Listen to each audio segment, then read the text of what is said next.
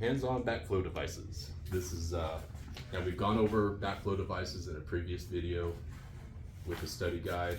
This study guide is much more extensive, explains more about backflow devices, but it also covers a lot of the same information. And I do that on purpose. People who are watching every video I make, who are completing every study guide I publish, you're gonna see the same information over and over and over again. And there's a reason for that. There's a reason, one of the reasons is because I've been doing this a long time, training operators. And ever since I started training operators, I've known that there are certain things operators need to know. Doesn't matter if they're going for grade 1 or grade 4 certifications. This program is designed with the idea that, hey, I want to help people get their state certifications and study the material to get that, to get those certifications. But I don't want to just give you just what you need to know. I want to give you a well-rounded information, education about the industry we work in, all aspects of it. So you're getting more information than you need, but it makes you a better operator. I want you to understand the why of the question. I want you to know what the correct answer is and why that's the correct answer. And so often throughout this program and the other programs that are coming downstream, you're gonna hear me say the same things over and over again. And one of them is milligrams per liter is the same as 1 part per million. It's gonna be, how much does water weigh? Water weight 8.34 pounds per gallon. Gotta remember that unit of measure, right? Yeah. How much water is there in 1 cubic foot? 7.34. 48. 7.48. 7.48. What's the unit of measure? 7.48 Gallons per square foot. gallons per cubic Cubic foot. Gallons per cubic foot, yeah. Units of, especially when it comes to the math, units of measure are a big deal to me, Right. because as a math student, I'm terrible. I'm awful. And just for the sake of the video, I think a lot of my coworkers know this. It took me 4 years in junior high and high school to pass pre-algebra with a D. I barely made it my senior year in high school. And it's just because my mind doesn't work that way. You know, I have a brother, a younger brother. I'm oldest of 4 kids. Younger brother who's an engineer. He loves math. He's great at it. My sister, she's really great at it. My other brother, he's a loser. But no, for some reason I didn't inherit that from whichever parent was good at math. I'm pretty sure it was my dad. Pretty sure I inherited my mom's. Yeah, that makes a lot of sense. So I struggle with it. But when it comes to water, wastewater math, I'm comfortable teaching it because I do it all the time. And because everything I do, I pay attention to the units of measure. If you work out the problems in the math series that I've done on video, and that's coming up for every discipline that we study in, that we're working in, you'll see that when I'm teaching people how to do the water, wastewater math, it's always unit of measure and cross-canceling. That's how I know that I'm gonna get the correct answer. With that said, we're gonna talk about backflow devices. Now, I've made several videos in the field, which are gonna be included in the final cut, the final edit. So this is just the classroom portion. Everybody's got a study guide. Everybody's studied everything. Everybody knows everything there is to know about backflow devices in this room. Yeah, you're good. Yeah. And by the way, Dave's with us for the first time today, and he doesn't know that sometimes stuff happens, right? So the lights fall, the lights go off. It's okay. That doesn't get edited out of the video. We got called out for a emergency one day. We all had to scramble and leave. Came back like 3 days later to finish the video. So, all right, I've got a couple examples here. We're going to look at those here in a few minutes, but let's go ahead and get started. Question number 1, where is the best location to install a backflow device, such as an RP or a double check valve? Let's start over here. That's going to be downstream of the water meter, close to the water meter as possible, so B. As close to the meter as possible, exactly, B, that's true. That's the correct answer. We want, and we'll see this in the hands-on video, when I'm out in the field, water meter, and right next to it, within 12 inches, there's a backflow device. That's ideal, that's perfect. That's what we wanna see out there, okay?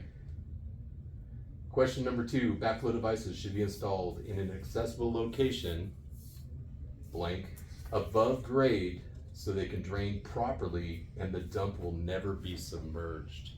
And B, 12 to 18 inches. 12 to 18 inches.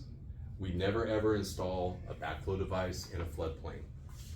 We don't ever want to see this submerged.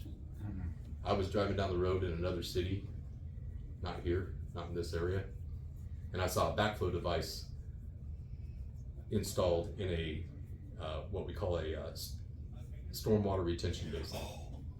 That's bad. Yeah, It was like 6 feet below the spill point of the basin. so what's the use of it?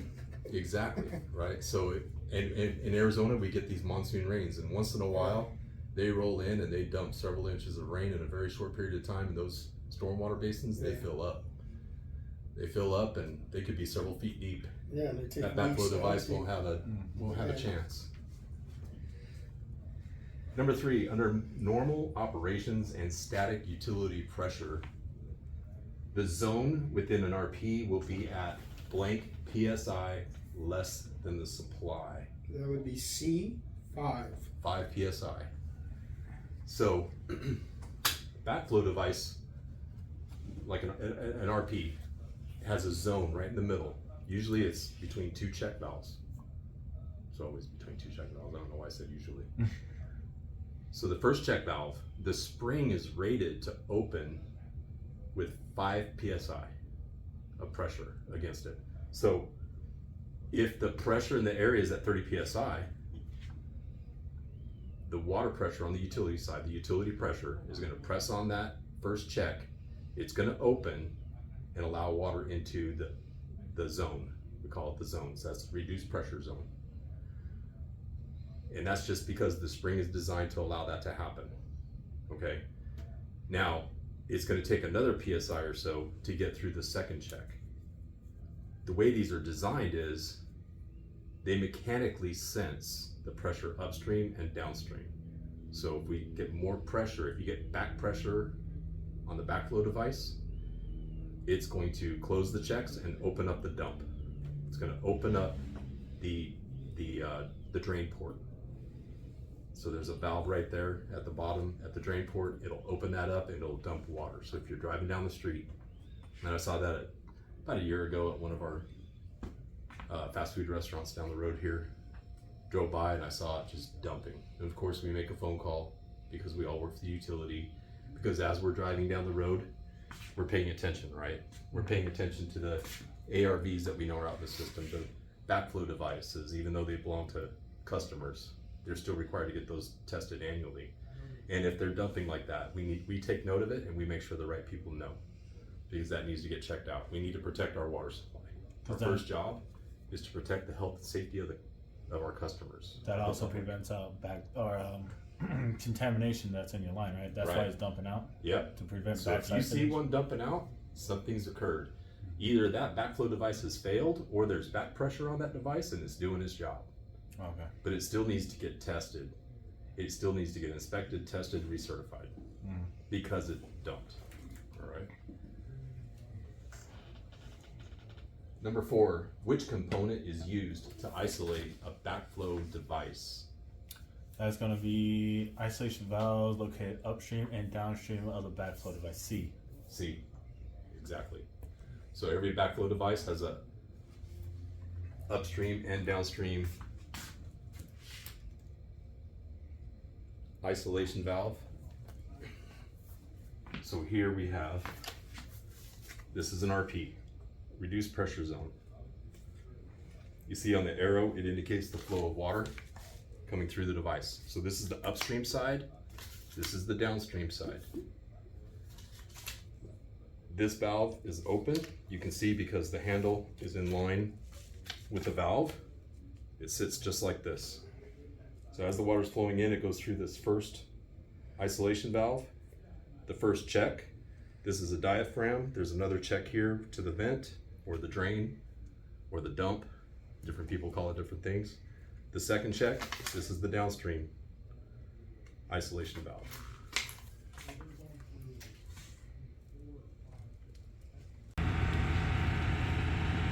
Here we have an RP. You can see upstream of the RP is a water meter. So that's where the water comes in from the utility. And it goes to this RP device right here. You see the diaphragm. That's the large round piece on this side. And this is a landscape RP. And right now it's isolated. You could tell. In fact, tell me, how do we know this is isolated?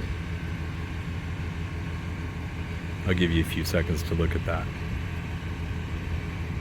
Well, we see that this valve on the upstream side is perpendicular to the pipe running up to the RP. That means that valve is closed. The downstream valve is open.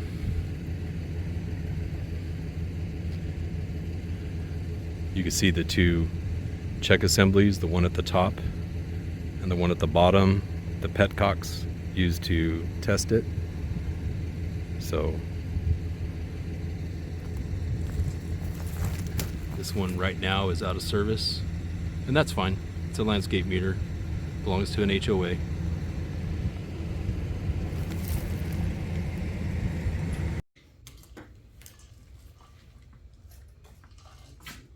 So this one's brand new. It's all brass. What do we call these? Test cocks. Test cocks, right? So the technician who will come out to evaluate, test, certify this backflow device, they'll use these to check the pressure. They'll do different things too. And you know, that's a video for another day because it's a lot of information, but key thing to know here is this is an RP or an RPZ, reduced pressure zone. Isolation valve, check. This is the vent or the dump. There's a diaphragm here that helps sense the pressure. This is a check, and the discharge or the downstream side. So it goes through, and if there's more pressure on the downstream side, Yeah, so upstream, if there's that's when it dumps. if there's back pressure coming this way, this device senses that back pressure And then and opens this vent or the dump, and it allows the water to right. So that it doesn't back into the source. so it doesn't come back this way. Yeah. And this check is gonna, It's gonna close. first of all, this check should close. Right. But if it doesn't, if it fails for some reason, this dump will open, this check will close. Wait, that check, There's a check in line here. right? And when I say in line, that's because it's running the same way. Yeah. So there's two checks in I there. see what you're saying. And normally you see them where they're either one on top and one underneath, or you see double checks at an angle. This is an interesting one because they're in line. Okay. I want to say that every treatment process has an upstream side and a downstream side.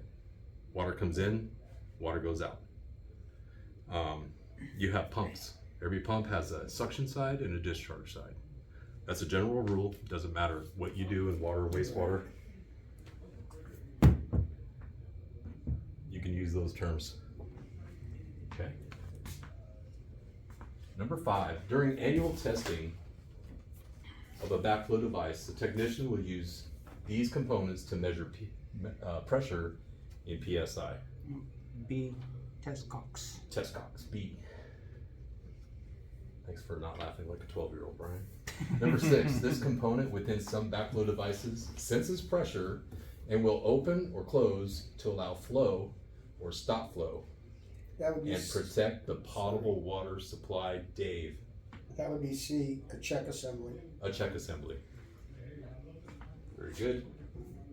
Number 7, the best way to protect the water supply from contamination by cross connection is? That's an air gap. An air gap. Very good. So, an air gap. What's an air gap? Space in between where the water's going and where the water's coming from. That's a simple way of saying it. The best example to me of an air gap is your kitchen sink or your bathroom sink. So faucets come off of your vanity, right, just above the basin. At the bottom of the basin is a drain. There's even an overflow. But what if all that gets backed up? and you leave the water running and you walk out of the room and you have to go beat the dog or Well, feed the kids or whatever you have to do. the overflow is an inch below the faucet. Right, and so why is it an inch? It's an inch because the line feeding a faucet is typically half inch. Yeah, So the rule is the air gap should be twice the diameter of the pipe, a minimum of 1 inch. So if you have at some facility a 2-inch water line feeding some water using device or equipment, the air gap should be at least 4 inches, twice the diameter of the feed line, right? So you think going back to the bathroom faucet or the kitchen faucet, you know, at the sink, where the water comes out is going to be a minimum of 1 inch above the spill point or the overflow. Depends on who you're talking to, right? So the rim of the sink where it can overflow, where's the water going to go if it overflows? It's going to go over the rim. That's the spill point. That's the overflow point. There's several other terms, but we work in this industry. We can figure out what people are saying, right? yeah. So part of this training, especially for people who are going for their grade 1s to get a job in this industry, you need to learn the vernacular, and that's one reason why these videos are good, is because we speak water, wastewater, right? Right. So we can figure out what each other are talking about. So air gap. Oh, and I want to show you something. So if an air gap is the best way to protect the water supply, RP devices are great because this here, when it opens up, creates an air gap, Oh, because it pushes it down. right? So when it opens, if these checks slam shut, or if this check slams shut and water starts to dump because there's back pressure or back siphonage on this device, Right.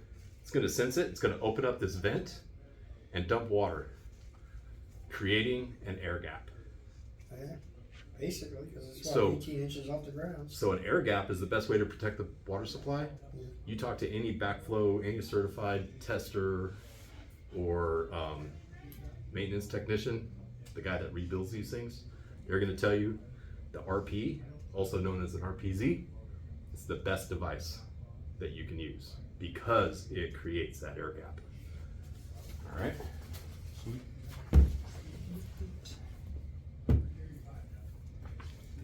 All right. Let's go to question number 8. Which component of an RP provides the best level of protection by creating an air gap when activated?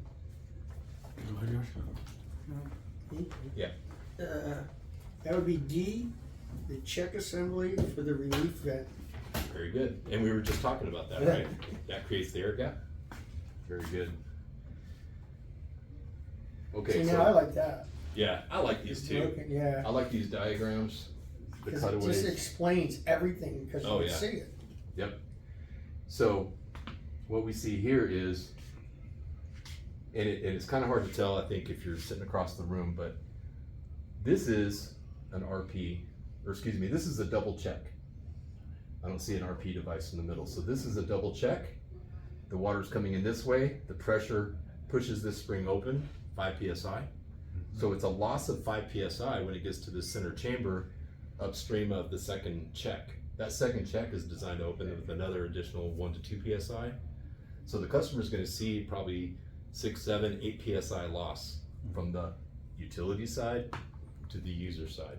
So if we're running our utility at 70 PSI, they're going to be right around 62, 63, which is great, right? Yeah.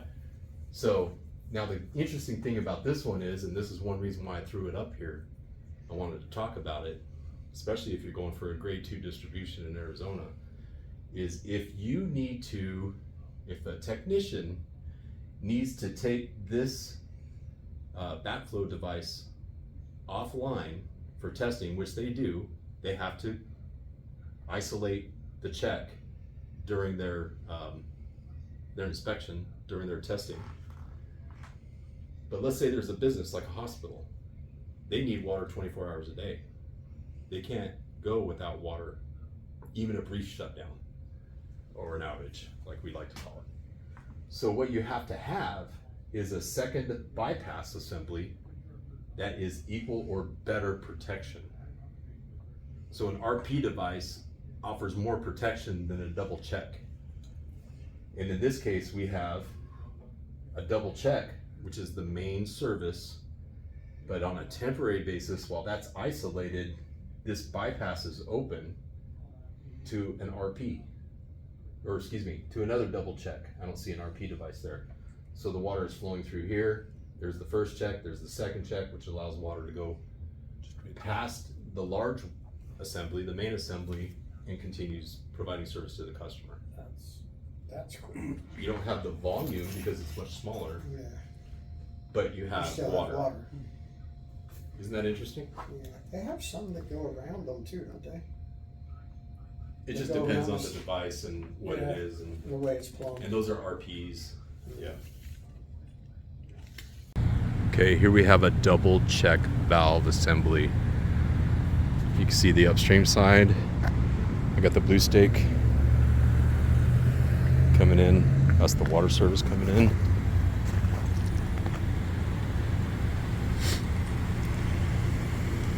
Comes into the upstream gate valve. Then we have the first check. Second check. The downstream game valve. And my shadow. You can see the test cocks. And you can see that these valves here, side note, that's a packing gland. So this valve has packing that seals the water, keeps the water from coming out.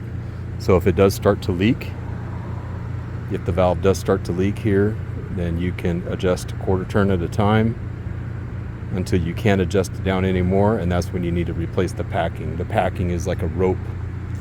It looks like a big square shoelace infused with Teflon for lubrication. But yeah, this is a double check valve assembly, pretty large for this commercial strip here.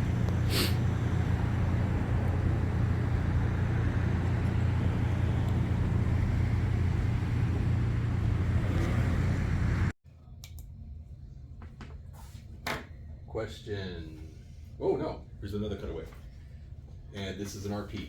This is more, we see this quite a bit around here, right? So again, you have utility side is at 100 PSI. A little high. Just a side note, you don't want your utility side to be at 100 PSI because that can shorten the service life of customers' water using appliances like water heaters, RO systems. Be shooting. Yeah, so we really don't want to provide that kind of pressure. Now, if we can't help it. So And what is the normal pressure that it should be running at? minimal is 20 PSI, and what we try to maintain is about 70. Yeah, between 60 and 85, Yeah, somewhere in that. and we really conference want to zone. be around 70. Yeah, You know, now in some places, it's unavoidable because the elevation difference in the area, in the pressure zone. So when you have an area that's fed, like, so we have multiple wells, we have multiple booster pump stations and ground storage tanks, right? So we have, within our water utility, we have different pressure zones. And that's because we're basically built on a hill. Our community, our service area is at higher elevations on one side, it dips down to a lower elevation, and depending on where you are, it climbs again. So we have a well site, for example, that is at a higher elevation with customers on that, within that pressure zone. And then downhill at a lower elevation, we have more customers. They're all in the same system. So we can't put out 70, 85 PSI because the customers downhill, their pressure is going to be much higher. It might be at 100 PSI. So we have to reduce the pressure that we maintain the system at to the detriment of the customers at the higher elevation. So we have customers at a higher elevation getting 40, 50 PSI, customers at a lower elevation getting 70. And that's, you know, we want to take care of our customers. We want to do our best by them. For that reason, we have a project coming up in the next fiscal year where we're going to put a PRV out there.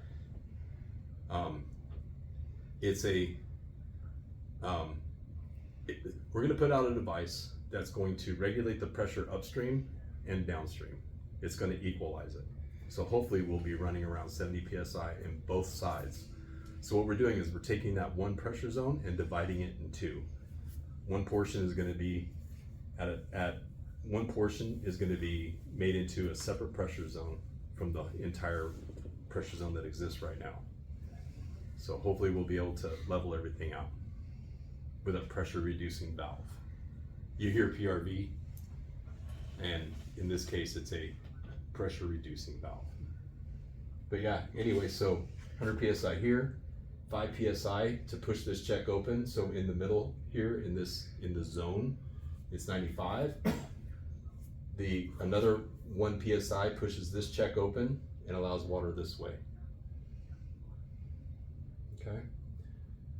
All right.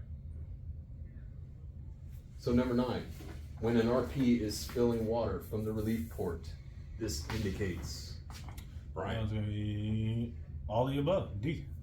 All the above. Water pressure from the customer side of the service is greater than the utility pressure. So that's back pressure.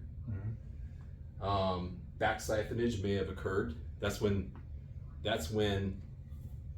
say there's a big fire and the fire department shows up and they're using 3, 4, 5 fire hydrants and they're sucking every drop of water they can get. That can pull water back away from customers that are downstream. That's back siphonage. That's when the pipe tries to empty. The water mains try to empty.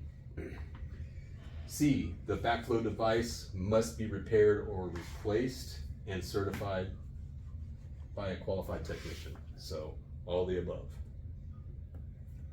Number 10, when a backflow device is to be tested for a customer which must be provided uninterrupted water service, we talked about this, George. A, utilize a bypass which provides equal or better protection. All right, good job. Number 11, anytime a potable water supply contacts water of a questionable quality. Dave, what do you think that one is? That would be C, cross connection. A cross connection, yep, exactly. That would be like filling your horse's trough up, leaving a hose inside. Leaving a hose in there. Yeah. Yeah, or some people, speaking of horse troughs, I have a horse. So I was out at a place recently and I saw that the owner of this little ranchette, 2.5 acres, had a couple of horses, beautiful setup, beautiful place to be, except he hard piped his water lines into the trough. Oh. Like a fill line, like a pool fill line, and there was no backflow device on it. So number one, no matter even if you have the best backflow device out there, you should never do that. No. There should always be an air gap. Should always spill in. Yeah. You never want to pipe it in towards the bottom of a trough, and you can't air gap it. So, and I took him aside and I explained the problem, and he was shocked. He was really surprised. He was so proud of the work he did, and that's one of the things. Even though he's not a customer of our utility, I still treat him like a customer. Right. I give him the information. You got to remember, customers are people it's the cashier at the grocery store, it's the dental hygienist, it's the chiropractor, it's the mechanic down here, right? They don't do this for a living. This is what we do. We're professionals. This is our career. We know this stuff. And if we don't know it, we're learning it. That's why we're here, right? So it takes a little education to help customers understand that, because when their water isn't the right color coming out of the faucet, what do? Oh, they freak out. They call in. It's scary.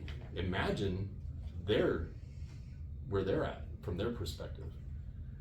Why is the water coming out of my sinks why is it white? Well, they don't know that it's just Air. it's just air. Yeah. Microscopic bubbles of air that's in the water, and if you give it 2 minutes, it'll all dissipate You know, they form larger bubbles until they just dissipate, you know, and sometimes that happens. But it's scary if it's, It's you don't scary. know. Yeah, if you don't You're know, like, why is there milk coming because out of my water faucet? is necessary for life. Yeah. I can't speak very well today. It's been a long day. It's been a long day. We have a lot of those, don't we? All of us do, even the water guys. Yeah. Number 12, the best way to protect the water supply from contamination by cross connection is That's gonna an air gap again. air gap again. Yeah. Same question, but worded differently. Yeah, and For a reason. you know, there's reasons for that. Yeah. Trust me, there's reasons for that. 13, the primary purpose of check valves is to prevent B. water from flowing in two directions, right out of the gate, George. Good man. Number 14, an enclosed space or area with less than atmospheric pressure is considered. B, vacuum. Very good, Dave. Number 15, the reversal of the flow of water back into the distribution system caused by higher water pressure on the customer side of the service connection. If it's on the cover, that'll be back pressure then. Back C. pressure, C. That's back pressure. Number 16, this is caused by negative pressure developing in water supply piping. B. I can't say that. Back. This is caused by negative pressure developing in water supply piping. Back siphonage, yeah. Very Back good, siphonage. back siphonage. You got yeah. Yeah, you got it right. You got it right. Sometimes you gotta repeat it though. Yeah. I don't know. Have it make sense. Why are you inside your head. criticizing me, man? I'm I'm not, the instructor. I'm just saying. Gotta repeat it just so it makes sense. Know the why and the how. The best way to prevent backflow, Is A, permanently eliminate the hazard. and we hear that a lot, right? Especially in the utility we work in. If there's a hazard, instead of putting up a guard, how about we just eliminate it? Take it out. If there's a fall hazard, instead of putting up rails, let's just eliminate the fall hazard. You know, if we can eliminate it, let's do it. How much of that have we done in the last couple of years? A lot. Yeah, quite a bit. It's great working for this I know. utility, isn't it? Yeah, I love it. Oh, me too. Literally, I Alright. literally do. Yeah. Number 18, of the choices listed below, which device is not approved for use at service connections? That'll be C, pressure vacuum breaker. Very good, Brian. Here we have a double check valve assembly and an RP. So, as you can see, there are several backflow devices here. We have an RP over here.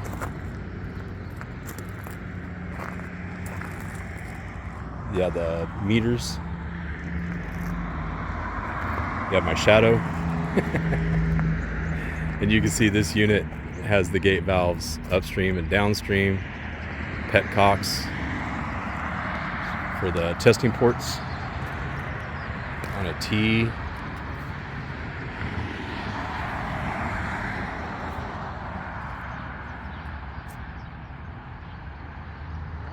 Boy, these things are out here in the Arizona sun for years.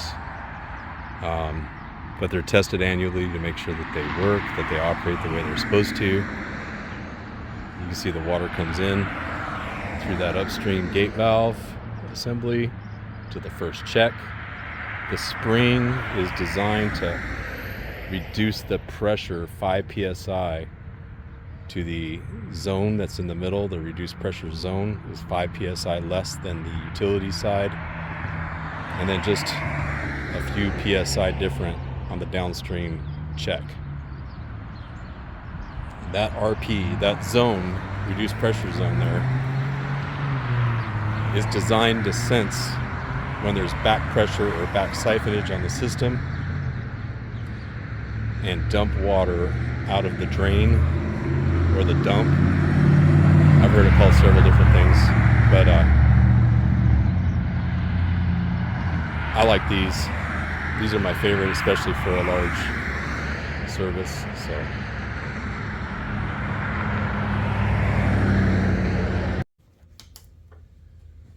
Pressure vacuum breaker. choice is low, which device is not approved for use at service connections? Pressure vacuum breaker. So this is a pressure vacuum breaker. You can see that this is the upstream side. This is the downstream side. So the water, the utility water is coming in through here. It goes through this assembly, and this is the downstream side, right? So Dave, is this valve open or closed? Open, What about that valve? closed. Closed. How do you know? Because if it's in line with the pipe, it's open. If it's across the pipe, it's closed. Very good. That's a good way to put it, across the pipe. Yeah. Trust me, I've had to talk to a lot of people about that. Yeah. It's not, seriously. Well, it's part of the job though. Yeah. And you want to make sure everybody understands too. Yeah. Right? No, So- oh, I'm sorry, go ahead. Go ahead, ask your question. No, because I was saying going deeper, right, but then as soon as you picked it up, I was like, I You know realize it what is. we were Yeah, doing, right? yeah. So water comes in. Now I know why it doesn't, it's not approved. Because I Right. know what it's for, Exactly. And what is it used for? your irrigation. Yeah, we see these on irrigation all the time, right? So it works on pressure. If the pressure is building up on the customer side, then this cap right here is protecting the opening here, and the water spills out. Yeah. It's basically like another vent, another dump, basically, right? Yeah. Dumps it right now. Yeah, and it's not approved for a residential or commercial applications, but for irrigation, it's great. It works. Yeah. It works really good as long as you take care of it. And what do you see here, Brian? That's another test port, test cap. Yeah. So these can be tested annually, right? They get pretty expensive, so it's a good thing to take. It's a Yeah. good idea to take care of them. Number 19. This occurs when the user's water supply is at a higher pressure than the public water supply. C, back pressure. Back pressure. Very good. I think that's it. That's it. Okay. A lot of people are watching my videos. And at the time that we're making this video, just started on the distribution program. The last month and a half, I've been putting videos out, and they're getting a lot of views. Really happy about that. Need you to like them though. That's I fine. needed you to like them for the YouTube algorithm. So I'm watching, folks, I just please like the video, even if you don't like it. Just like the video. I know, I've been Oh, talking. wait, cut the recording first. Yeah, no, I want people to know. There's another group in another utility owned by our utility or the same company, and they're watching the videos like crazy. And I was giving them, and I said, oh, why aren't you guys liking them? And one of the comments was, well, I start watching the video, but it's the study guides they like. Mhm. They like the study guides. And right now, eventually, hopefully here in the next few weeks, they're going to be available on my website. We just want to get the rest of them written and done so we can publish the whole thing as a package. But it seems like people like the study guides more than they like seeing my Your videos. fat old butt on this video, which is a comment I've heard a few times. But hey, If this is anything like your class, I mean, it's really good. thank you. I appreciate that, Dave, because I enjoy doing the lectures. Yeah. Guys, I appreciate your time. Thank you. Thank you. Like the video.